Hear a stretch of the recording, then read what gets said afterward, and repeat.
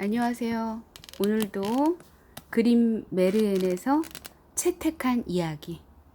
오늘은 노래하는 뼈로 여러분을 찾아뵙겠습니다. 제가 노래를 참 좋아하거든요. 근데 트로트는 아직 애정이 안 가더라고요. 트로트 말고 그 외의 것들은 다 좋아합니다. 리듬앤브루스도 좋아하고 아니면은 약간 좀 그 보사노바 같은 노래도 좋아하고요. 그리고 갑자기 생각이 안 나는데 아무튼 이렇게 정서적인 것, 그 감수성을 건드려주는 노래를 좋아하거든요. 그래서 노래하는 뼈를 네 선택했습니다. 자 그러면은 노래하는 뼈 이야기 들려드릴게요. 어느 울창한 숲에 어마어마하게 큰 멧돼지 한 마리가 있었대요. 밭을 갈아엎고 가축들을 죽이고 엄니로 사람 살도 찢어내는 멧돼지 때문에 아무도 숲 가까이 가려들지 않았죠. 아유, 저라도 못 가겠습니다. 그죠? 무섭죠. 그 건물 속에 이렇게 제가 예전에 단독주택에 살았을 때는 그 멧돼지가 다닌다고 막 그랬어요. 한동안. 그래가지고 진짜 집에 있는데도 무섭더라고요. 막 가슴이 벌렁벌렁 뛰고, 그랬는데 산을 어떻게 가요, 숲을. 아무도 못 가지, 그죠? 숲은 온 나라의 걱정거리가 됐고, 왕은 할 수 있는 일을 다 해봤지만, 그 멧돼지를 잡거나 죽이려고 간 사람들이 모두 크게 다치거나 죽었기 때문에 아무도 감히 그 일을 맡으려 하지 않았대요. 마침내 왕은 멧돼지를 잡는 사람에게 외동딸을 주겠다는 방을 내걸었죠. 와, 왕이 정말 근사한 왕이네요. 그죠? 자기를 희생하면서 국민을 사랑하는 그 마음, 백성을 사랑하는 그 마음, 정말 애틋하네요. 어떤 가난한 집의 두 형제가 나섰대요. 똑똑하고 꽤 많은 형은 우쭐대는 마음으로, 순진하고 멍청한 동생은 착한 마음으로 말이에요. 자, 우리 여러분들 이제 감이 좀 잡히겠죠? 우쭐대고 꽤 많은 형한테 승리의 월계관이 쓰여질까요? 아니면 순진하고 멍청한 동생에게 월계관이 쓰여질까요? 궁금하죠? 자, 이야기 속으로 계속 들어가 봅니다. 왕은 두 형제를 각각 숲의 반대쪽으로 들어가게 하고는 행운을 빌어주었대요. 동생은 아침에, 형은 저녁에 숲으로 떠났어요. 와, 저녁에. 숲으로 들어간 동생 앞에 검은 창을 든 작은이가 다가와 말했죠. 이 창만 있으면 넌 하나도 겁내지 않고 멧돼지에게 다가가서 죽일 수 있을 거야. 이걸 주마. 너는 착한 마음을 가졌으니까. 동생은 창을 받고 작은이에게 고맙다는 인사를 한 다음에 용감하게 계속 길을 걸어갔겠죠. 곧 멧돼지가 씩씩거리며 달려들었지만 동생은 아주 침착하게 창을 치켜들었어요. 화가 나서 앞뒤 가리지 않던 멧돼지는 곧장 창으로 달려들었다가 심장이 찔려 죽고 말았어요. 그러니까 자기가 스스로 죽은 거네요. 그죠? 그러니까 그래서 흥분은 좋은 게 아니에요. 그죠? 그리고 장수촌에 가보면요. 그 칠정, 말하자면 기쁨, 슬픔, 분노, 뭐 이런 여러 가지 것들에 대한 그 감정에 휘둘리지 않아요. 장수하시는 어르신들 보면은 기쁠 때도 그렇게 지나치게 기뻐하지 않고요. 슬플 때도 그렇게 지나치게 슬퍼하지 않습니다. 그리고 분노의 상황이 오더라도 절대로 격하게 분노를 하지 않죠.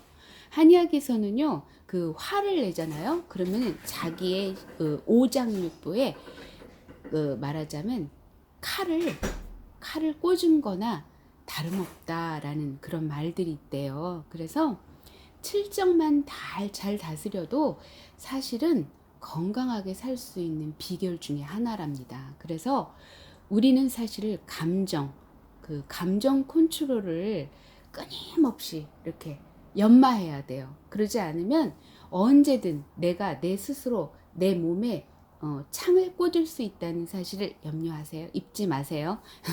말 잘못했네요. 잊지 마시고 항상 그 감정을 이렇게 평정을 마음을 그 평화롭게 할 수 있는 그것을 이렇게 뭐 명상이 됐든 뭐 필라테스가 됐든 노래가 됐든 그래서 그 평정심을 잃지 않는 그 마음을 유지할 수 있도록 항상 자신을 갈고 닦아야 합니다. 어떤 상황이 벌어질지 아무도 모르거든요. 그리고 위에서 저를 짓누를 수 있고요. 아래에서 저를 짓누를 수 있고 또 저와 같은 상황의 사람, 연령이든 뭐든 그 사람들이 저를 짓누를 수 있어요. 그럴 때마다 내가 나를 분노함으로 인해서 나에게 상처를 주면 안 되겠죠. 그래서 그 어떠한 상황에서도 굴하지 않고 평정심을 잃지 않게 하는 것, 그것이 우리 모두의 숙제여야 해요. 그리고 사실은 공부하는 것은 사실은 그런 거를 공부해야 된다고 좀 봐요. 오늘날의 시대는. 왜냐하면 너무나 급격히 변하는 세상에서 정말 언제든 우리는 위험에 노출되어 있잖아요. 항상 두려움에 쌓여 있고, 공포에 쌓여 있고, 분노에 쌓여 있고. 그럴 때마다 우리가 우리의 감정을 컨트롤하지 못하고 분노하거나 슬퍼하거나 두려워한다면 결국엔 내가 나를 찌르는 상황이 되는 거죠. 이처럼요. 멧돼지가 곧장 창으로 달려들어서 심장이 찔려 죽은 것처럼 말이에요. 자, 동생은 잡은 멧돼지를 어깨에 둘러매고 왕에게 가져가려고 길을 나섰어요. 나섰다라는 얘기는 뭔가 특별한 이야기가 내재 숨겨져 있다. 이런 얘기가 될 것 같죠. 그죠? 자, 이야기 속으로 계속 들어가 봅니다.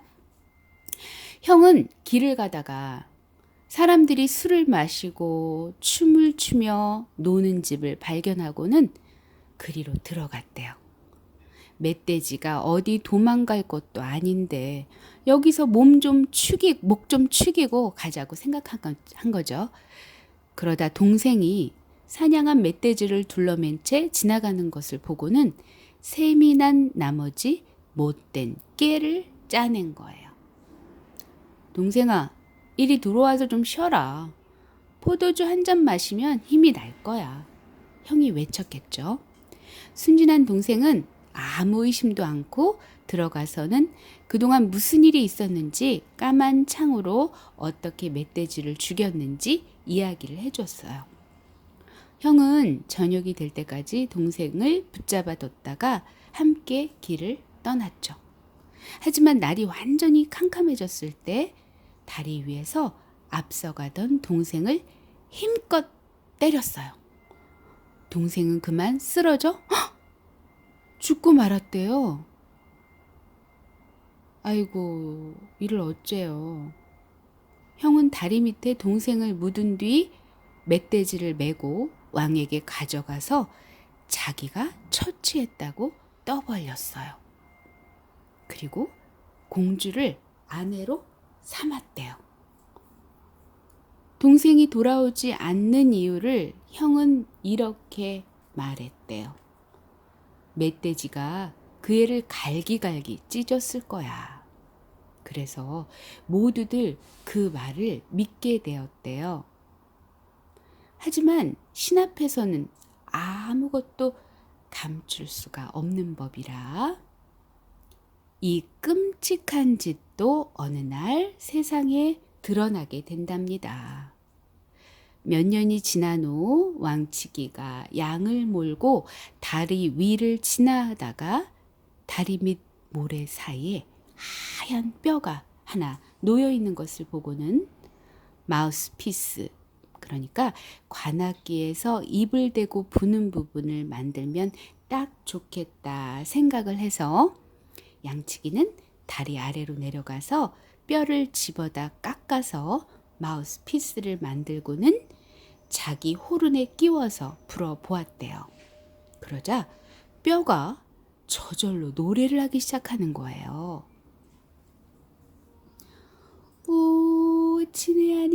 양치기 씨, 내 뼈를 불고 있군요. 내 형이 나를 때려 죽여서 다리 아래 파묻었답니다. 멧돼지를 가로채 공주와 결혼하려고요. 뭐야? 호른이 저절로 노래를 하잖아? 양치기는 깜짝 놀라 소리치다가 이것을 왕에게로 가져갔어요. 호른 속의 뼈는 또 똑같은 노래를 불렀겠죠. 이번엔 좀 슬프게 불러야 할까요? 오, 친애하는 양치기 씨, 내 뼈를 불고 있군요. 내 형이 나를 때려 죽여서 다리 아래 파묻었답니다. 멧돼지를 가로채 공주와 결혼하려고요. 괜찮나요? 마음에 안 드네요. 양치기는 깜짝 놀라 소리치다가 이것을 왕에게로 가져갔죠. 호른 속의 뼈는 또 똑같은 노래를 불렀고 왕은 뼈의 말을 금세 알아듣고 다리 아래를 파보게 돼요. 죽은 동생의 유골이 모두 드러났죠. 사악한 형은 변명할 길 없이 산채로 물에 던져져 죽었답니다. 동생의 뼈는 땡땡 묘지에 잘 묻혀서 영원한 안식을 누리게 되었고요. 아하, 이렇게 끝나는군요. 노래하는 뼈. 네, 진실은 언젠가 우리 세월호 참사 이후로 진실이 거짓을 이긴다라는 노래도 있었던 걸로 기억이 되죠. 진실이 밝혀지겠죠. 제가 알기로는 다큐멘터리도 제작한 걸로 알고 있는데요. 어떤 기자분이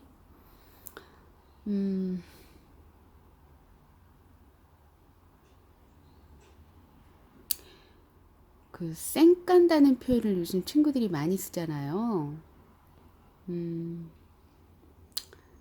경음하로.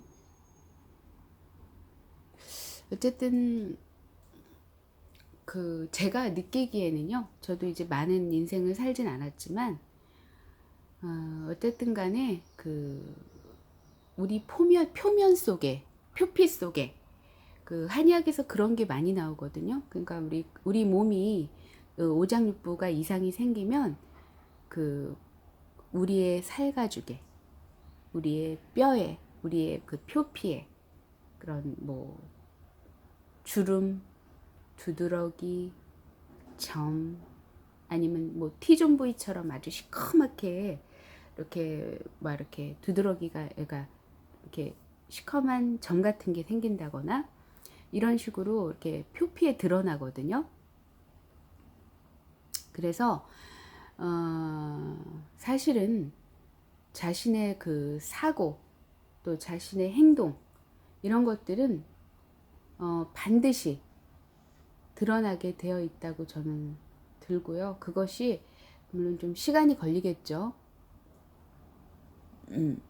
진실이 밝혀지기까지는 시간이 걸리겠지만 어쨌든 뭐 분명히 진실은 밝혀질 것이고 그리고 눈에 보이지 않는다고 해서 우리가 없다고 말할 수는 절대 없잖아요. 그리고 그렇게 거짓을 쉽게 말하는 사람들은 어찌 보면 그런 그 우주의 제가 참 이 말을 너무 좋아하는데 네가 간절히 원하면 그것을 위해서 온 우주가 뭐 움직인다라는 말을 참 좋아하는데 어떻게 그 최순실인가요? 최순실인지 어쩌고요 하는 그 양반이 그 말을 써가지고 그게 굉장히 시크릿에서 나온 말인데 굉장히 이게 태색되고 얼룩이졌는데 그래서 저는 그 말을 요즘은 잘 안 쓰는데 굉장히 용감한 거죠 사실은. 그리고 용감하다기보다는 어떻게 보면 그 탐욕 속에 그런 그 가려진 거죠. 탐욕으로 인해서 그런 그 살아있는 어찌 보면 그 기운을 어떤 선을 그 보질 못하는 거죠. 그런 사람들은. 그래서 우리는 끊임없이 사실은 자신을 들여다봐야 돼요. 남을 판단하는 것보다는 자신을 이렇게 들여다보는 작업들이 너무나 정말 중요하다고 보거든요. 언제든 우리는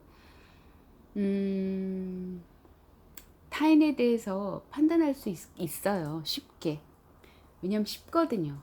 그 가십이라는 것도 사실은 내 스트레스를 그냥 그런 식으로 푸는 거죠. 그러니까 그래서 그 판단의 잣대를, 비판의 잣대를 사실은 남한테 들이대기보다 먼저 자기 자신을 좀 살펴보는 것도 되게 중요해요. 그래서 저는 이제 오늘 아침 같은 경우는 이제 남편은 바지를 찾아달라고 했는데 바지를 안 찾아줘서 막 찡찡대면서 출근을 했고, 둘째는 뭐 제가 옷을 안 사주면서 뭐 그래서 막 투덜투덜 하더라고요. 옷 입을 게 없다 막 이러면서 입을 게 없어서 오늘 가고 싶지 않다 막 그러더라고요. 그래서 그랬어요. 그럴 수 있지. 맞아. 그리고 지금까지 잘해왔잖아, 그지? 아, 그래, 내 탓이야. 이제 이렇게 얘기를 했어요. 그랬더니 남편 같은 경우는 그냥 이제 상황이 상황인지라 빨리 출근을 해버렸고, 이제 둘째 같은 경우는 더 이상 말을 하지 않더라고요.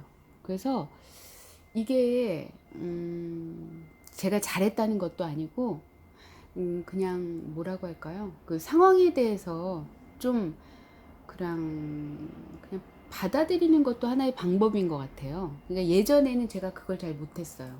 제가 제 스스로 감정 컨트롤이 안 돼가지고 막 화를 내거나 막 아니면은 그 상대 그거 칩으로가 될 만한 거 이런 것들 막 끄집어내서 제가 막 화를 돋궜던 기억이 나는데, 근데 지금은 제가 그런 것으로부터 많이 좀 자유로워졌어요. 그냥 그 상황에 있어서 어쨌든 제가 실수를 한 부분이니까 그랬구나, 미안해, 잘못했어, 뭐 이렇게 얘기를 한다거나. 왜냐하면 어쨌든 그 상황을 우리는 이제 어쨌든 어찌할 수 없잖아요.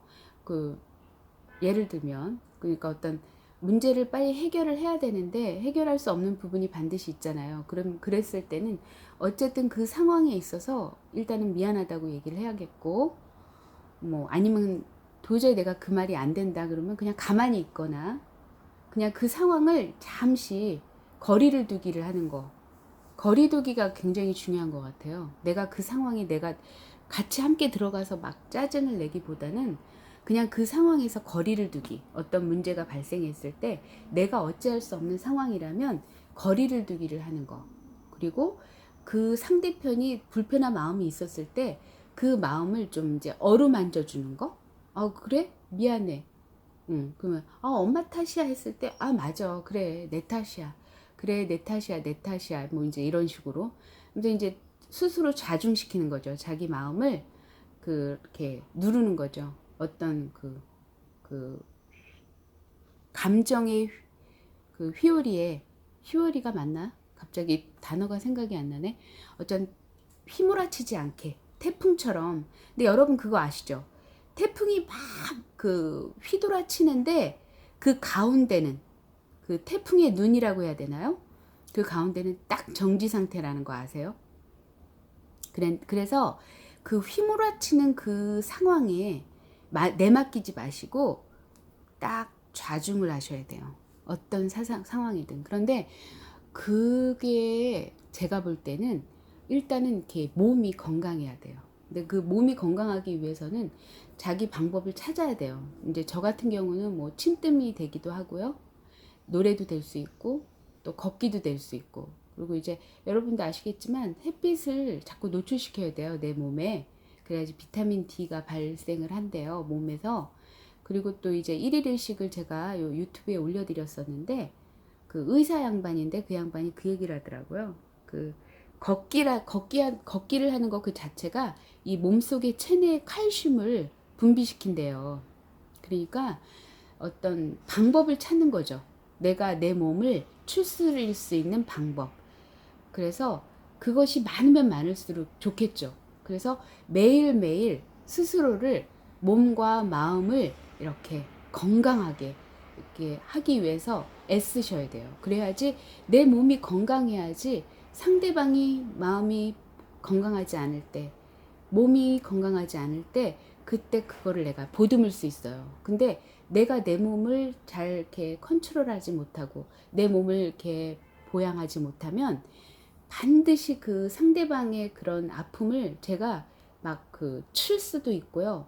예, 보듬기가 힘들어요. 그래서 저는 가장 이기적인 게 가장 이타적이다라는 말을 단언코 말씀드릴 수 있는 거는 일단 엄마는 안해래. 안해는 아내 해 역할을 해야 된다는 얘기거든요. 그러니까 엄마가 건강해야 돼요. 엄마가 정신적으로나 물질적. 근데 이거는 이 엄마라는 단어에 그 매몰되지 마시고요.